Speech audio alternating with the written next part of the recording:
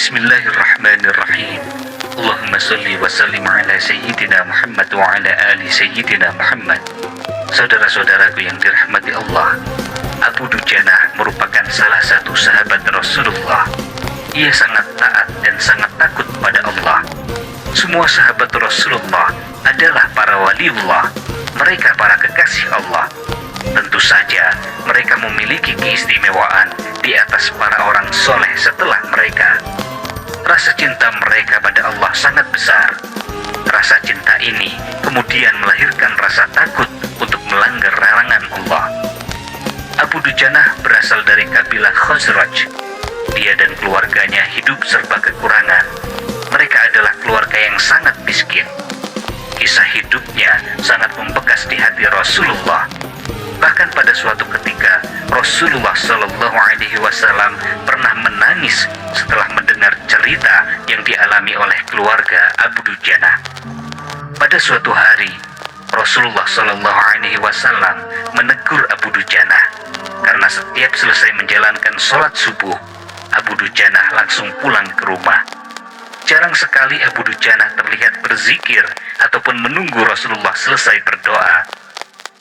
Wahai Abu Dujanah, apakah kamu tidak punya permintaan, permohonan yang perlu kamu sampaikan pada Allah sehingga kamu tidak perlu menungguku selesai berdoa? Kata Rasulullah. Abu Dujanah hanya menunduk. Ia terdiam. Wahai Abu Dujanah, kenapa kamu selalu terburu-buru pulang setelah selesai sholat? Ada apa? Tanya Nabi. Suasana sangat hening. Kemudian dengan pelan Abu Dujanah menjawab, Ya Rasulullah, saya punya satu alasan untuk berbuat itu, katanya. Apa alasanmu, wahai Abu Dujanah? Coba kamu ceritakan kepada saya, kata Nabi. Ya Rasulullah, rumah kami berdampingan persis dengan rumah seorang laki-laki. Dia sangat kikir, dia sangat pelit. Di atas pekarangan rumah tetangga kami ini, ya Rasulullah, ada sebatang pohon kurma yang tinggi menjulang. Dahannya menjuntai ke rumah kami. Setiap kali ada angin bertiup di malam hari, kurma-kurma tetangga saya itu berjatuhan dan mendarat di rumah kami, ya Rasulullah. Kata Abu Dujanah mulai bercerita. Ya Rasulullah, kami adalah keluarga miskin. Anak saya sering kelaparan, kurang makan. Saat anak-anak kami bangun, ya Rasulullah, apapun yang mereka temukan, apapun yang mereka dapatkan, akan mereka makan, ya Rasulullah. Oleh karena itu, ya Rasulullah, setelah selesai sholat, saya segera pulang. Sebelum anak-anak saya terbangun dari tidurnya, saya kumpulkan kurma-kurma milik tetangga saya yang berjajaran di halaman rumah. Kemudian setelah terkumpul, kurma-kurma itu saya antarkan kepada pemiliknya, kata Abu Dujanah. Abu Dujanah kemudian menggeser duduknya. Kemudian dia melanjutkan ceritanya. Ya Rasulullah, pada suatu hari saya terlambat pulang ke rumah. Ternyata anak saya sudah terbangun. Mereka menemukan kurma tetangga yang jatuh di halaman rumah. Mereka masih kecil-kecil, ya Rasulullah. Anak saya masih kecil-kecil. Tanpa berpikir panjang, anak saya langsung memakan kurma itu. Mata kepala saya menyaksikan sendiri ketika dia sedang mengunyah kurma basah di dalam mulutnya. Ia habis memungut kurma yang telah terjatuh semalam. Mengetahui itu, ya Rasulullah, saya masukkan jari tangan saya ke mulut anak saya itu. Saya keluarkan apapun yang sudah dimakannya, ya Rasulullah. Saya tak pernah membiarkan anak saya memakan kurma milik orang lain. Saya tak ingin makanan haram itu menyebabkan keluarga kami mendapatkan siksaan pedih di akhirat kelak, ya Rasulullah. Saya marah, ya Rasulullah. Kemudian saya katakan kepada anak saya, Nak, janganlah kamu permalukan ayahmu ini di akhirat kelak, ya nak. Anak saya menangis. Kedua pasang kelopak matanya mengalir air mata dengan sangat deras. Dia sangat kelaparan. Ya Rasulullah, kami katakan kembali kepada anakku itu, Anakku, hingga nyawamu terlepas sekalipun, sampai kamu mati sekalipun, aku tidak akan pernah rela meninggalkan harta haram di dalam perutmu. Seluruh isi perut yang haram itu akan aku keluarkan dan akan aku kembalikan bersama kurma-kurma yang lain kepada pemiliknya. Suasana pagi itu sangat hening. Mata Rasulullah Shallallahu Alaihi Wasallam berkaca-kaca mendengar pengakuan Abu Dujana. Butiran air mata Rasulullah yang mulia berderai begitu keras. Rasulullah kemudian mencari tahu siapa sebenarnya pemilik pohon kurma yang dimaksud oleh Abu Dujana. Abu Dujana kemudian menjelaskan, pohon kurma itu adalah milik seorang laki-laki munafik. Kemudian Nabi Muhammad mengundang pemilik pohon kurma itu. Rasulullah Shallallahu Alaihi Wasallam menawar pohon kurma miliknya dengan harga yang sangat tinggi. Rasulullah berniat untuk membeli pohon kurma itu. Aku berniat membeli pohon kurma milikmu. Aku akan membayarnya dengan harga 10 kali lipat dari harga pohon kurma itu sendiri. Pohonnya terbuat dari batu zamrud berwarna biru. Dia disirami dengan emas merah. Tangkainya dari mutiara putih. Di situ ada bidadari yang cantik jelita sesuai dengan hitungan buah kurma yang ada, kata Rasulullah.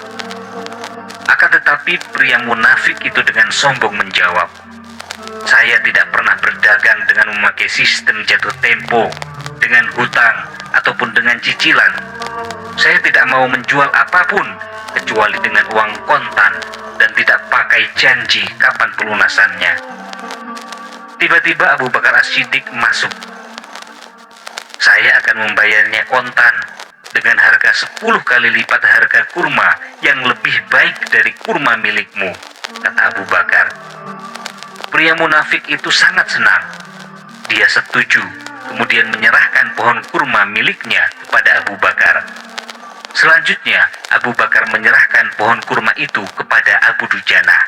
Abu Bakar memberikan pohon kurma itu untuk Abu Dujana. Rasulullah kemudian bersabda, wahai Abu Bakar, aku yang akan menanggung gantinya untukmu. Mendengar sabda Nabi ini, Abu Bakar bergembira bukan main.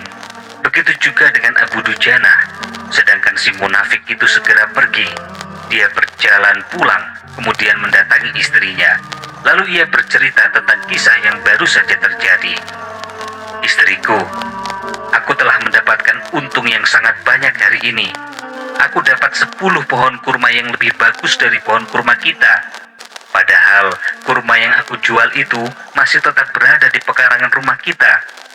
Aku tetap akan memakannya lebih dulu, dan buah-buahan itu tidak akan pernah aku berikan kepada tetangga kita sedikit pun, katanya dengan sangat licik. Pada malam harinya, si munafik itu tertidur pulas. Keesokan harinya dia bangun dan melihat pohon kurma yang sudah ia jual. Ternyata pohon kurma itu sudah tidak ada di tempatnya lagi. Pria munafik itu bingung. Dia mencari-cari di mana pohon satu itu. Ternyata pohon kurma miliknya sudah berpindah posisi.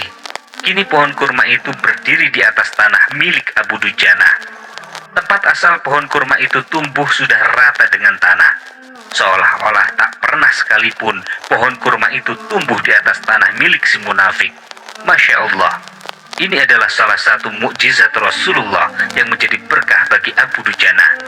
Sejak saat itu, Abu Dujana dan keluarganya tidak pernah merasa ragu dan takut untuk memakan kurma dari pohon itu lagi. Sobat teman bercerita yang dirahmati Allah, kisah Abu Dujana dengan pohon kurma milik orang munafik merupakan tamparan bagi kita yang membangunkan kita dari keterlenaan hidup selama ini. Di zaman ini, betapa manusia sangat mudahnya mengambil yang sebenarnya bukan haknya, bukan miliknya. Seakan-akan Allah tidak melihat apa yang dilakukan manusia. Seakan-akan tidak takut pada ancaman dan azab Allah terhadap orang yang mengambil yang bukan haknya. Makanan yang haram, barang yang haram, harta yang haram pasti akan berpengaruh dalam kehidupan seorang muslim. Dampak yang paling buruk dari makanan yang haram berhubungan dengan hati manusia. Karena hati adalah sumber keselamatan di dunia dan di akhirat. Dan keselamatan kita pada hari kiamat sangat tergantung oleh keselamatan hati kita. Saudara-saudaraku, kisah Abu Dujana ini mengingatkan kita tentang wara' atau berhati-hati. Waro' adalah kunci agama seorang hamba dan sumber berbagai macam kebaikan bagi seorang hamba. Sifat waro' yaitu menjauhi segala sesuatu yang dikhawatirkan akan memberikan mudarat bagi akhirat kita. Contoh dari waro' adalah seperti yang dilakukan oleh Rasulullah. Beliau pernah menemukan sebuah kurma di bawah tempat tidurnya. Rasulullah kemudian memakan kurma itu. Setelah memakannya, Rasulullah tidak bisa tidur. Ketika Aisyah bertanya, mengapa Rasulullah tidak tidur malam itu? Rasulullah kemudian menjawab, tadi malam aku makan kurma, sementara ada kurma-kurma sedekah. Aku khawatir kurma itu termasuk kurma sedekah.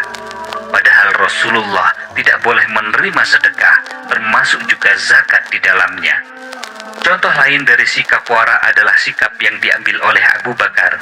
Suatu ketika, Abu Bakar As-Siddiq diberi makanan oleh budaknya. Setelah selesai makan, Abu Bakar menanyakan kepada budaknya itu, dari mana asal-usul makanan itu? Kemudian budaknya dengan jujur mengaku bahwa dulu di masa jahiliyah, ia pernah berpura-pura menjadi dukun. Dan makanan itu merupakan hasil dari upah ketika ia berpura-pura menjadi dukun. Mendengar hal itu, Abu Bakar langsung memutahkan seluruh makanan yang telah dimakannya. Ini adalah waro'. Padahal sebenarnya Abu Bakar tidak berdosa jika dia tidak memuntahkannya, sebab beliau tidak tahu. Demikian juga Imam Bukhari meriwayatkan dalam sahihnya bahwa Umar bin Khattab pernah minum susu yang diberikan kepadanya. Setelah minum susu itu, Umar mengetahui bahwa susu itu berasal dari unta-unta sedekah. Maka dengan tanpa ragu, Umar langsung memutahkan susu itu. Mereka melakukan itu semua karena rasa waro' dan rasa takut kepada Allah akan memakan sesuatu yang haram. Rasa takut merupakan kekuatan bagi seorang hamba dalam menghadapi hal-hal yang haram dan maksiat. Kalau kita tidak punya rasa takut kepada Allah, kita tidak akan peduli dengan apa yang Allah haramkan kepada kita. Oleh karena itu, Allah Subhanahu wa Ta'ala memuji para malaikat karena rasa takut mereka kepada Allah. Abu Dujana juga mengingatkan kita untuk takut pada Allah. Rasa takut adalah sifat para nabi dan sifat orang-orang yang bertakwa pada Allah. Dan rasa takut yang terbesar adalah ketika kita sendirian, saat tidak ada orang yang melihat, saat kita sendirian, tidak ada yang melihat dan mengawasi kita. Namun kita yakin Allah selalu mengawasi diri kita. Oleh karena itu, Allah memuji orang-orang yang takut kepada Allah pada saat sendirian. Makanya sebagian ulama mengatakan, jangan kamu jadikan Allah yang paling hina yang mengawasi dirimu. Apakah pengawasan manusia lebih agung di hati kita daripada pengawasan Allah?